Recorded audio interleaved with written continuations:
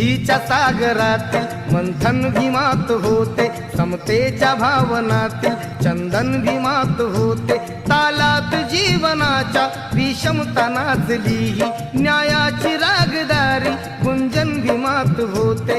संकल्प या मनाचा क्रांती करून गेला, निधड्या मनाचा मोठा होऊन सिंह गेला। दिपविले कैक ज्ञानी माझ्या धुरंधराने, इतिहास घडविला माझ्या युगंधराने। ही आस नाही केली श्रीमंतीच्या धनाची, फुलविली बाग ऐसी येथे परिश्रमाची।